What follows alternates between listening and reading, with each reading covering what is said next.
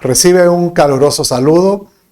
Es para mí un honor, un privilegio el acercarme a donde tú estás y ahora con la oportunidad de comenzar un nuevo discipulado. Siempre es mi deseo, mi oración y mi clamor que tú seas prosperado en todo, pero así como prospere tu alma.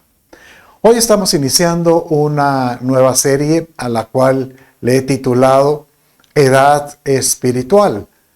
¿Qué es eso? O sea, pareciera un nombre un poco curioso, pero ¿recuerdas cuando estuvimos viendo en unos discipulados anteriores acerca de la madurez espiritual? Hemos identificado cómo es que el Padre lo que anhela es que nosotros podamos alcanzar su carácter, su forma de ser, la plenitud de Jesucristo en nuestra vida. Y Él da una serie de ejemplos. Por ejemplo, vimos el ejemplo del río de Ezequiel. Cómo es que esta persona va ingresando en un río que le llega a los tobillos, a las rodillas, a los muslos, hasta que llega a nado.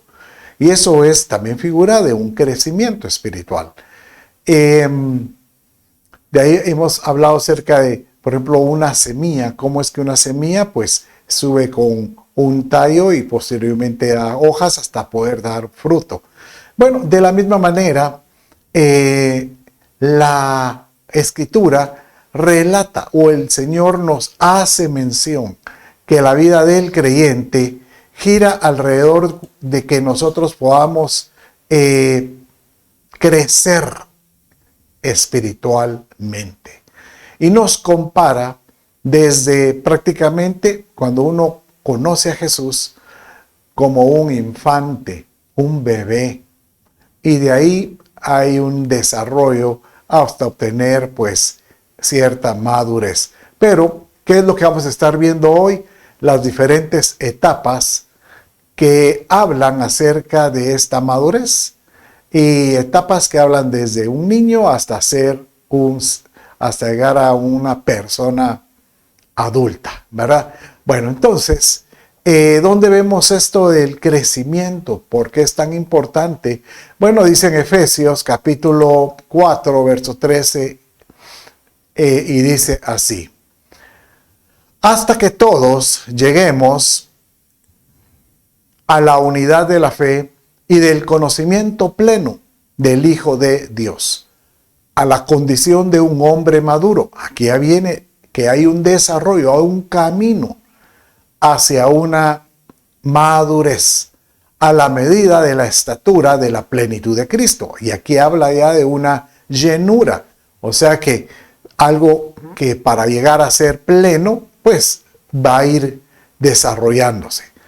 Y aquí comienza desde donde inicia, para que ya no seamos niños, sacudidos por las olas y llevados de aquí para allá por todo viento de doctrina, por la astucia de los hombres, por las artimañas engañosas del error. Bueno, entonces, aquí en este verso prácticamente resume de que es obligatorio para todo creyente salir de esa estatura o de ese nivel de niños y seguir desarrollándose a una mayor estatura. ¿Por qué es importante salir de esta etapa de niños? Pues lo que leímos ahí, por el engaño, porque alguno dice que el engaño hace caer hasta los más cercanos, ¿verdad? El engaño, y sobre todo el enemigo de nuestra alma, que es el que dice aquí artimañas engañosas, va a querer confundir. Y la confusión viene nada menos con, pues, unas, llamémosle así, con vientos de doctrina, vientos de enseñanza, pues conceptos filosóficos que puedan hacer que uno dude, que uno cuestione. Y eso hace que realmente uno empiece a dar círculos, como hemos hablado en el desierto, uno empieza a dar círculos y no pasa pues de esa estatura que uno quiere. Bueno, entonces, si alguien está pensando, pero mire, si yo no puedo crecer, si yo no tengo el llamado de crecer, y aquí es donde vamos a empezar a corregir varios conceptos. Cuando nosotros conocemos a Cristo Jesús, todo creyente, todo aquel en el cual reposa la vida de Dios o la vida de Jesús en su corazón, nace con un propósito. Y créalo, que todo creyente está destinado a cumplir algún propósito que Dios tiene. Esto lo encontramos inclusive en varios versos. Si usted me acompaña en Jeremías capítulo 1, verso 5, dice de esta manera. Aquí es un verso que se le relata al profeta Jeremías. Antes que te formase en el vientre, te conocí. O sea que antes que él llegara como un embrión ahí, fue conocido. Y antes que nacieses, te santifiqué. Te di por profeta a las naciones.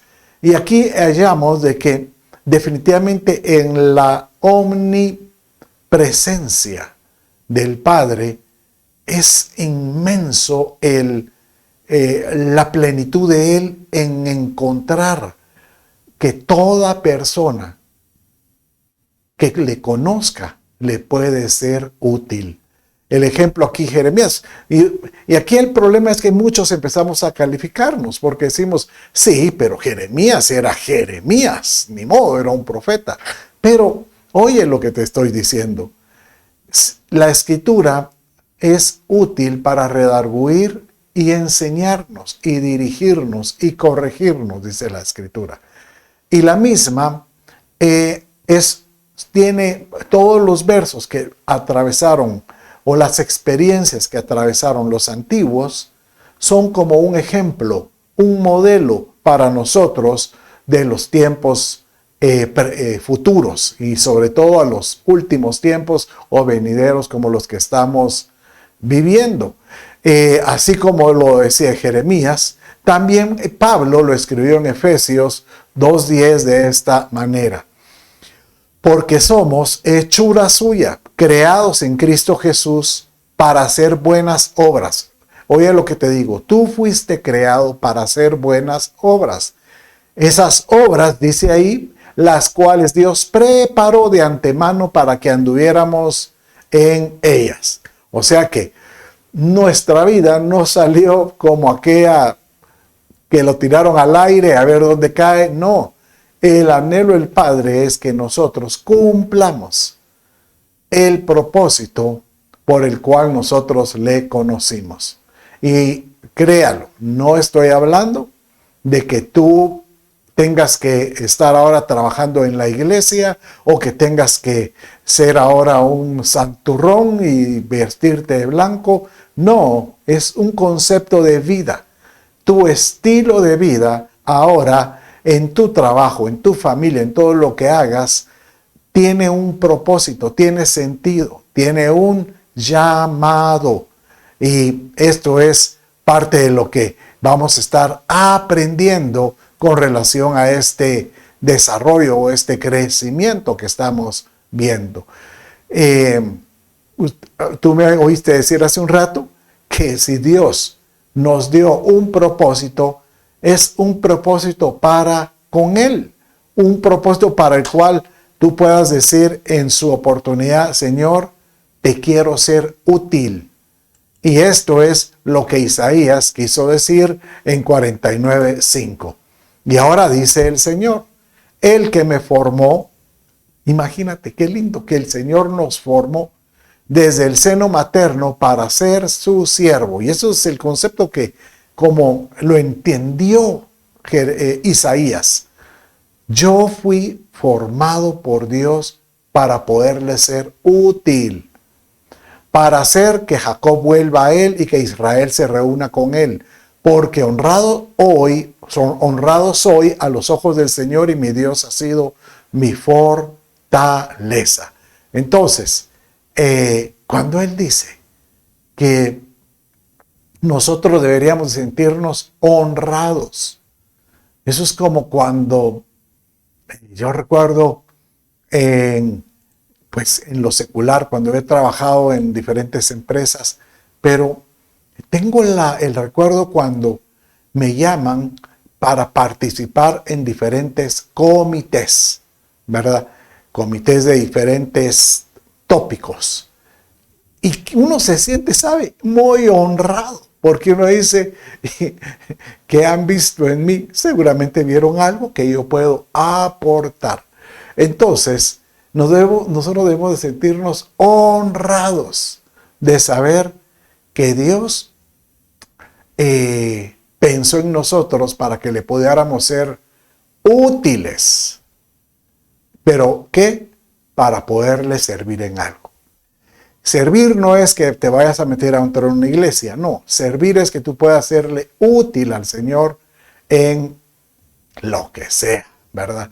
Entonces, nuestra vida prácticamente, si sabemos que es fruto de un diseño, si tu vida es fruto de un deseo de nuestro Padre Celestial, ten por seguro que nuestra vida, que Él va a querer que nosotros seamos apartados. Por supuesto, desde el inicio Él va a decir, yo te he escogido para que tú me seas útil. Yo te vi para que tengas un propósito.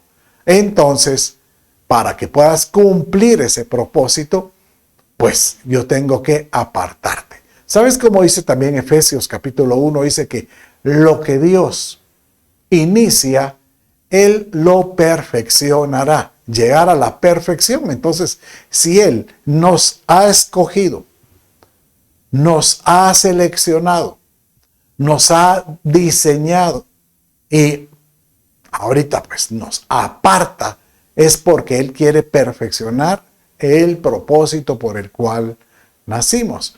Este verso en Jueces 13:7 fue dado por el ángel a Manoa, que era la madre de Sansón, ¿verdad? Aquel fortachón, ¿verdad? Y aunque cuando uno hacen dibujos de Sansón, lo hacen muy fuerte, así con grandes músculos. Y la escritura nunca menciona que él tuviera grandes músculos. Mencionan que él tenía la unción del Espíritu Santo y por el cual él tenía un poder sobrenatural. Pero dice la escritura que el ángel le dijo de esta manera. Entonces dice así. Pero él me dijo, he aquí concebirás y darás a luz un hijo. Desde ahora no beberás vino ni licor ni comerá cosa inmunda, porque el niño será nazareo. Esta palabra nazareo significa apartado. Nazareo para Dios, desde el seno materno hasta el día de su muerte. Imagínate que es casi decirle, te he escogido con propósito de que tú naces hasta que mueras.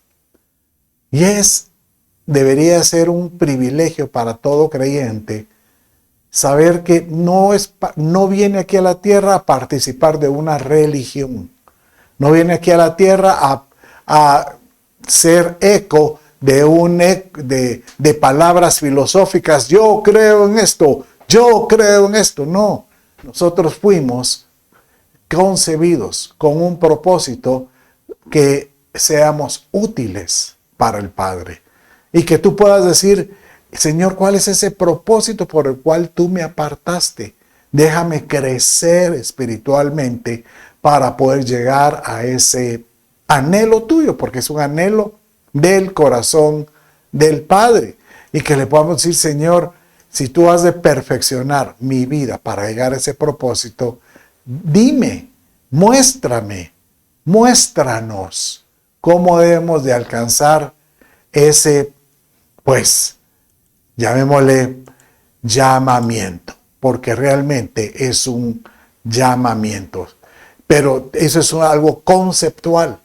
Conceptual es que tú estés convencido de que si tú naciste, fuiste escogido y que Dios te alcanzó para que nosotros le fuéramos útiles y que Él encontró en nosotros que podamos alcanzar un propósito para poderle servir, seguramente esto nos debe provocar en nosotros esa certeza de decir que nosotros fuimos llamados para eso.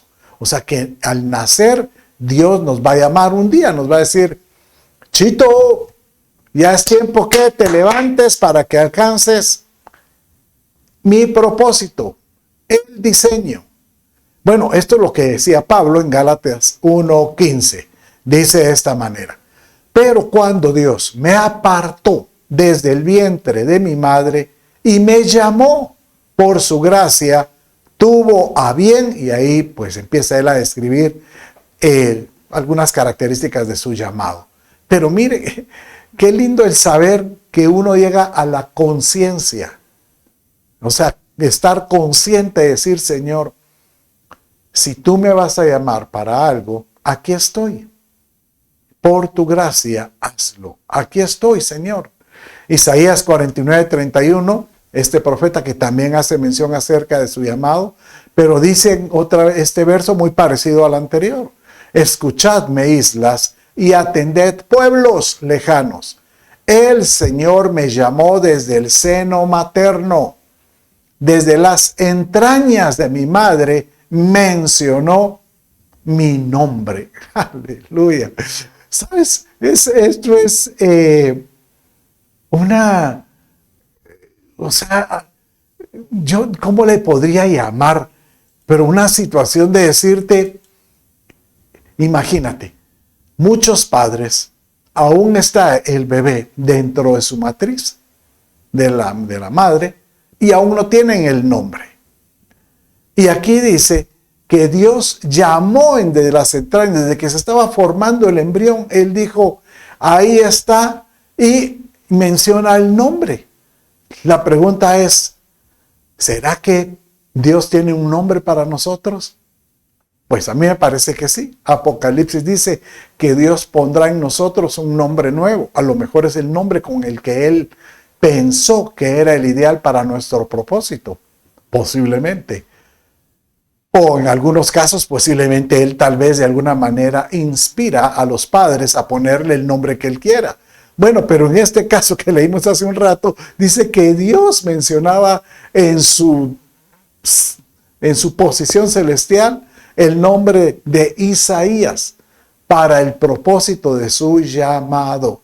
Qué cosa más hermosa saber de que nosotros estamos destinados a alcanzar la perfección. Ahí donde estás, repite conmigo. Vamos a ver, repita conmigo.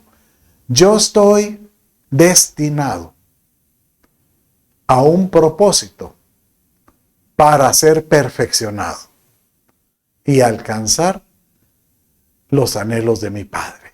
Eso es. Tan solo tú lo digas, podemos solo decir: Señor, alcánzanos ese último estadio o ese último escalón del cual hablas tú como el hijo maduro. Y esto es prácticamente lo que encontramos en Apocalipsis 12:5. En el momento de que la iglesia llegue a esa dimensión celestial y ahí tenga que ser pasado por balanza en el tribunal de Cristo, algunos que dieron la talla, que alcanzaron, que estuvieron pendientes de su propósito, estos van a subir al cielo. Pero hay otros que van a regresar, porque en ningún momento anhelaron, desearon ese propósito. Pero mire cómo dice Apocalipsis capítulo 12, verso 5. Dice de esta manera: y ella dio a luz un hijo varón, que regirá con vara de hierro a todas las naciones. O sea que esta iglesia en el cielo va a dar a luz un huíos. Y esta palabra, huíos, que aparece ahí en el encabezado, es el hijo maduro, el hijo que alcanzó la plenitud, llamémosle. y su Hijo fue arrebatado para Dios y para su trono. Nuevamente, te insisto, no te califiques, porque si ahorita quisiéramos ponernos en balanza, tal vez ninguno diéramos la talla. Diéramos, porque yo también me apunto. Pero aquellos que están conscientes de su llamado y se esfuerzan y le piden a Dios, Señor, ayúdame a alcanzar el propósito por el cual yo nací. Ayúdame a alcanzar, Padre mío, tus sueños. Te puedo asegurar que tenemos una ventaja sobre aquel que los menosprecia. Tenemos la ventaja porque creo que el Espíritu Santo en última instancia puede hacer cambios en nosotros para podernos preparar, santificar, consagrar y estar listos para ese encuentro. Entonces, si encontramos que hay diferentes escalones para llegar al huíos, aquí es donde yo pues ahorita vamos a empezar esta enseñanza, y es cómo es que encontramos el desarrollo espiritual parecido a un desarrollo humano, desde niños y vaya creciendo poco a poco hasta alcanzar esa plenitud. Bueno, entonces, si usted me acompaña, quiero que lea esta filmina y dice así. Bueno, entonces lo primero, esa etapa de desarrollo, pues comienza como un niño, de ahí joven, adulto, hasta que llegar a ser padre. He seleccionado las diferentes etapas de niño, joven, adulto o padre y las he distribuido para poder ir abarcando en cada uno de estos próximos discipulados, cada una de estas etapas y que tú puedas identificarte con alguna de ellas. Pero una que es la que vamos a ver hoy es la del embrión. Que esto es interesante porque el embrión es como el cigoto, es aquella célula que ha sido pues concebida por la célula del hombre, y ambos pues logran, ese cigoto empieza a tener vida. Desde ese momento como que Dios empieza haciendo algo con ese embrión. De ahí empieza desarrollándose hasta llegar a un feto maduro. De ahí hay un nombre para un recién nacido. Y de ahí empiezan las etapas de niño. Que en las etapas de niño encontramos que hay etapas que son delicadas. Porque un niño, y la Escritura le llama, un niño se vuelve vulnerable. 2, tenemos que ser como niños, humildes, de un corazón humilde, sencillo. Otra característica del niño es que es confiado. Otra característica del niño es que es inocente. Y en general vamos a ver cómo es que Dios cataloga al niño y lo ama y los cuida. Y por eso Él sentencia a aquel que es tropiezo para el que está desarrollándose como niño. Cuando aquellos que logran superar esta etapa de niño entran a una etapa de joven. Y el joven habla de un joven noble. Después encontramos un joven osado. Ahí vamos a encontrar un joven ejemplar. Y cuando el joven ya logra desarrollarse, llega al huíos, al hijo maduro, para posteriormente llegar a ser padre, ¿verdad? Y pues aquí encontramos ese desarrollo. Y vamos a aprender muchísimo de cómo poder alcanzar la estatura, la plenitud y poderle decir al Señor, ayúdame, porque por nuestras fuerzas, si usted cree que por sus fuerzas va a alcanzar la plenitud, ahí está equivocado totalmente. Esto tiene que ser obra del Espíritu de Dios en nosotros, pero solo aquellos que están conscientes, solo aquellos que están de alguna manera dispuestos a decirle, Señor, obra en mí, haz tu obra en mí, hazme, Señor, como tú quieres, encuentra en mí ese propósito, ese desarrollo como tú quieres que yo alcance. Qué lindo, ¿verdad? Porque con esto te damos cuenta de que no somos tirados como una pantufla, no. Nosotros nacimos con propósito. ¿Sabes? Lo irónico en esto es que tal vez algunos de los que me están escuchando dirán, pero si yo soy cristiano, ¿y por qué me está yendo? Tal vez algunos dirán de la patada. ¿Por qué no encontré tal vez una relación ideal? O empieza uno a empezar a meditar en sus deslices o pues fracasos. Tal vez alguno tuvo el éxito, pero no importa las circunstancias que uno haya vivido, muchas veces Dios utiliza esas circunstancias que aunque a nuestros ojos hubieran parecido un fracaso o una desilusión, Dios lo utiliza para que nosotros nos confiemos, como dijeron, nos demos cuenta, salgamos del sopor y digamos, cierto, yo tengo un propósito para con mi Padre Celestial. Y aquel que sale de esa cueva, el Espíritu Santo hace una obra hermosa, preciosa, gloriosa en todo sentido. Entonces, empecemos después de esta introducción que pues en las próximas discipulados voy a estar agarrando algunos versos de estos, pero para hablar acerca de la edad espiritual, comenzando desde el embrión y ahí yéndonos a la etapa de niño, joven, adulto, hasta ser padre, y cómo es que el Padre nos acompaña en toda esta etapa. Entonces, miremos ahorita, embrión. El embrión, como lo mencionamos hace un rato, es aquella célula que es fecundada y que empieza a tener vida. Y puedes imaginar que desde el momento de esa concepción, Dios ya tenía un propósito. Claro.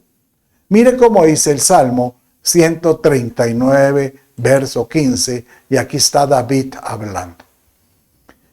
No estaba oculto de ti mi cuerpo, dice, cuando en secreto fui formado. Aquí está David diciéndole al Padre, pues yo reconozco que tú estuviste, pues de alguna manera, vinculado cuando fui formado y entretejido en las profundidades de la tierra.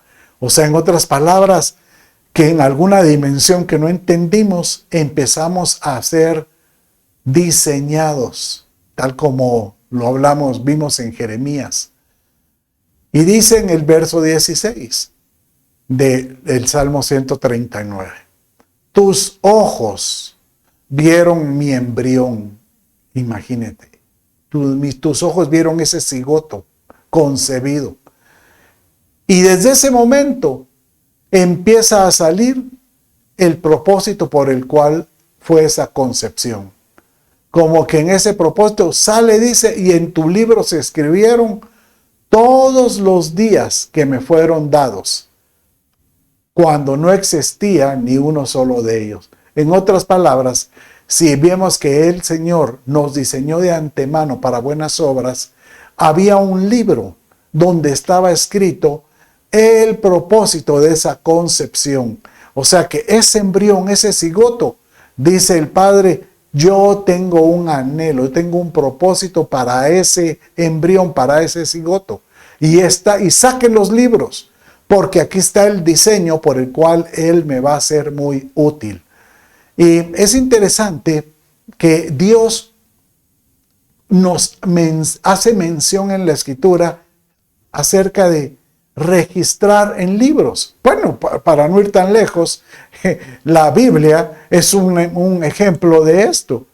En la antigüedad utilizaban los rollos, pero en este tiempo pues utilizábamos la Biblia de papel como un libro. Ahora se utiliza la Biblia electrónica, pero en todo esto están registrados todo lo que Dios quiere para su pueblo. De alguna manera a Dios le gusta registrar.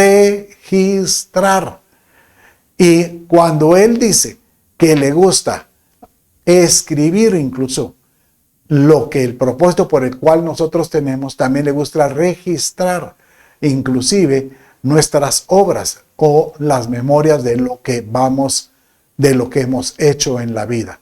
Y esto es bien interesante porque dice Apocalipsis capítulo 20, verso 12, que cuando el Señor esté en su trono, dice de esta manera, y mire cómo dice: y vi a los muertos, grandes y pequeños, de pie delante del trono. Y los libros fueron abiertos. Oiga esto. Y los libros fueron abiertos.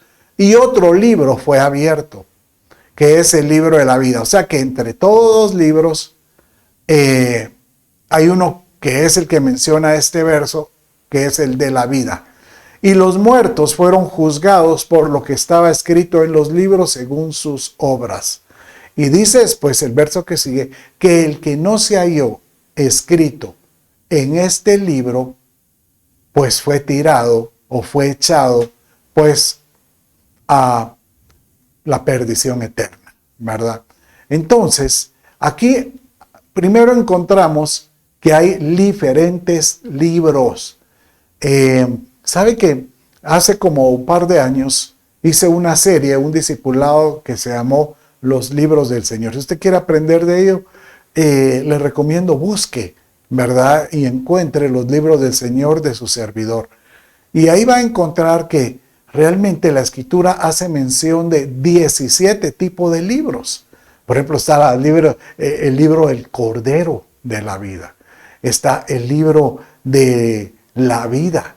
Pero, bueno, ya lo vimos. El libro de los pactos, ¿verdad? El libro de la guerra, por ejemplo. Encontramos el libro de las lágrimas, ¿verdad? Y así, y algunos de estos libros, pues, es un sinónimo del otro, pero son libros que hacen mención acerca de registros que Dios hace, y registros que donde Él tal vez de alguna manera te dice: yo llevo como que la cuenta, yo llevo al día lo que sucede en este mundo, en esta tierra. Yo lo llevo. Yo tengo un diseño que está pues planificado para con todos. Hay un diseño para que se cumpla un propósito de Dios.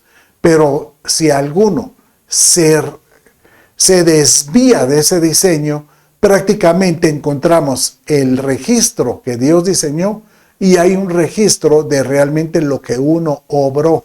Entonces, de alguna manera, hay un libro que no va acorde al propósito de Dios y nosotros vamos a ser juzgados en base a las obras y tanto nos desviamos.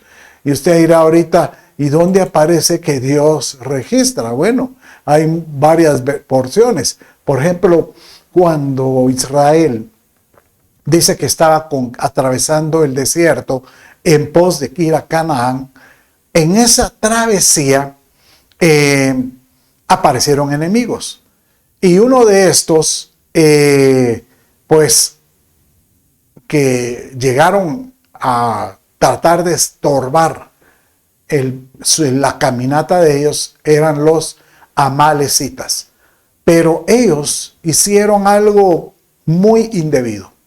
Y dice la Escritura que ellos identificaron que Israel, en toda su columna de gente en el desierto, atravesando el desierto, dejaban por último a los, oiga, ¿quién? A los ancianos, a las mujeres y a los niños o a los débiles, a los enfermos, póngale.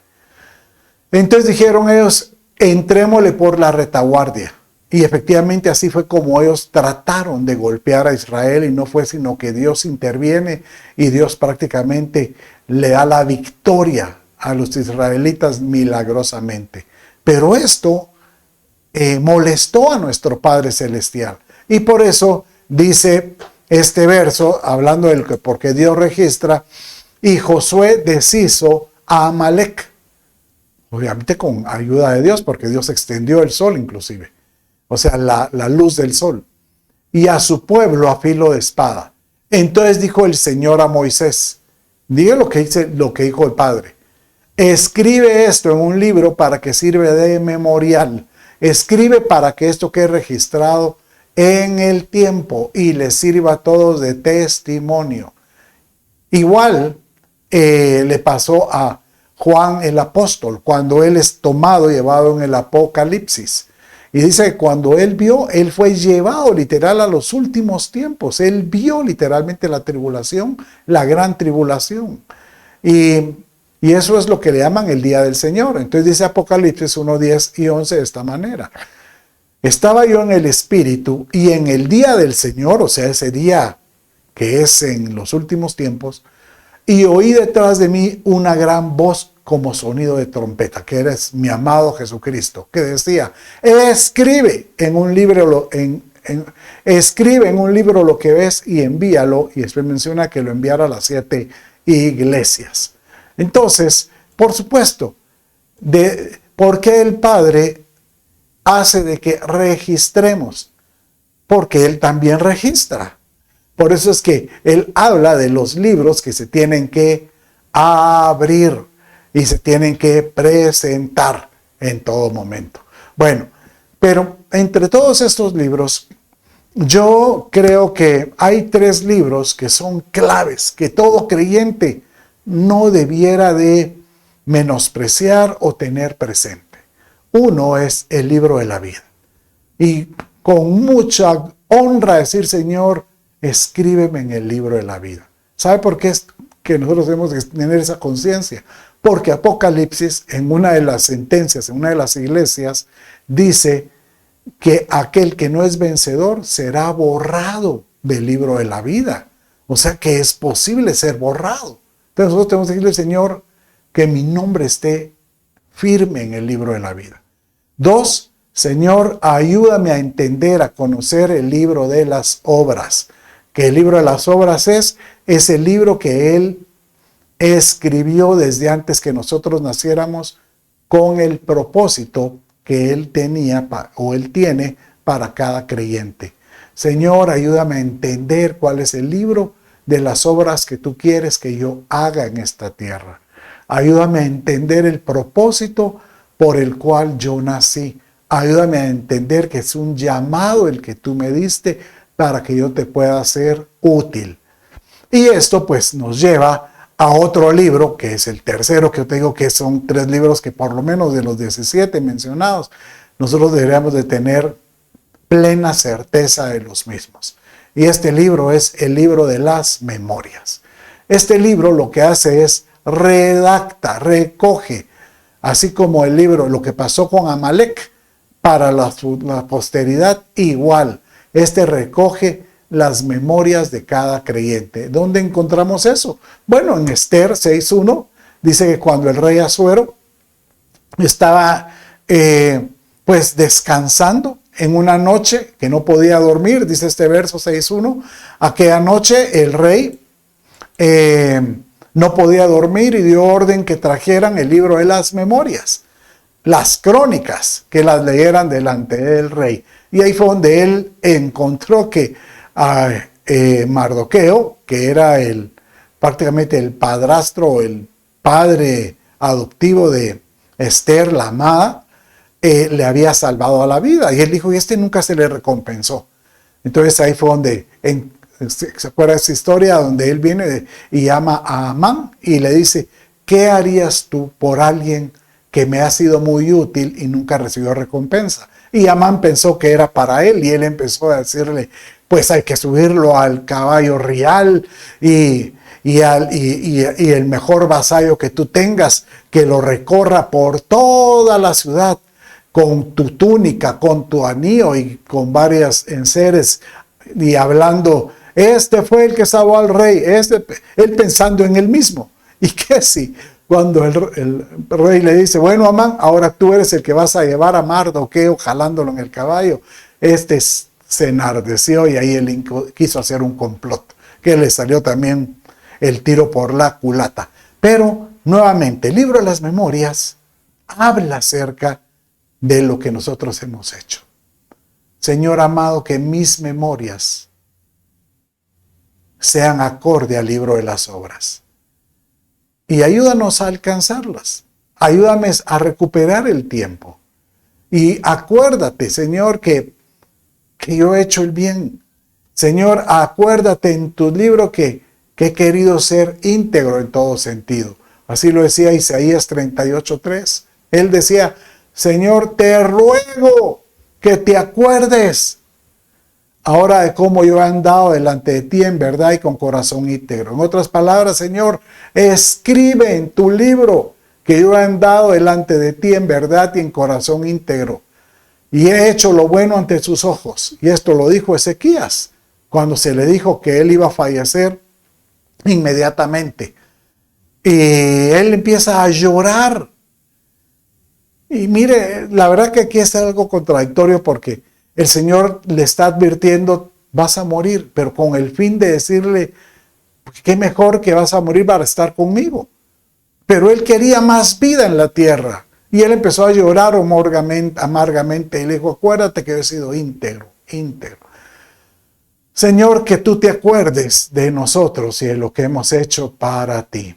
En el Salmo 25:7 dice David de esta manera, no te acuerdes de los pecados de mi juventud ni de mis transgresiones. Acuérdate, escribe, registra en el libro de las memorias conforme a tu misericordia, por tu bondad, oh Señor. Padre mío, que tú puedas registrar lo mucho que hemos querido servirte. Si tú tal vez en este momento me dices, pero yo no he servido como otros. Pero no se trata de servir en la iglesia. Aunque si tú lo haces es una bendición porque la iglesia, esto ayuda a darnos propósito para sentirnos útiles para Dios. ¿Cómo sentirnos útiles para Dios? Pero que tú puedas decirle, Señor, yo quiero ser útil en lo que tú pongas en mi vida.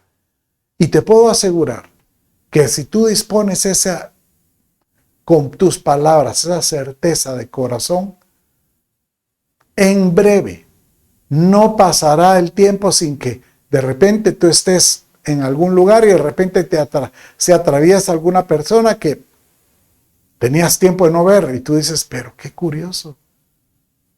Tengo tiempo de no saludarlo y ¿por qué estoy aquí? Y recientemente le dije a Dios que le quería ser útil.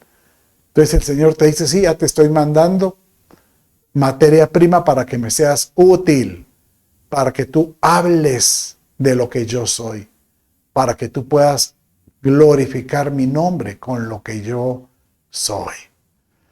Aleluya. Bueno, mis amados, con este tema del embrión, hoy vamos a finalizar. La semana entrante empezaremos viendo las diferentes etapas de niño. Y posteriormente vamos a entrar a la etapa de joven para terminar con la etapa de padre. Pero yo le pido a Dios que este discipulado tú lo logras comprender para que halles, para que descubras que Dios te necesita y que Dios anhela que le seamos útiles. Ahí donde estás, cierra tus ojos, Padre, en el nombre de Jesús. Yo te ruego, bendice a mi amado, a mi hermana, santifícalo, llévalo con bien en sus propósitos, pero sobre todo, Señor, háblanos al corazón. Háblanos, Padre mío, para que hallemos, Señor, certeza en el propósito. Háblanos, Señor, te lo pido. En el nombre de Jesús, tu Hijo, te doy gracias. Amén, amén y amén. Bueno, mis amados, con esto finalizamos hoy. Te bendigo y adelante. Bendiciones.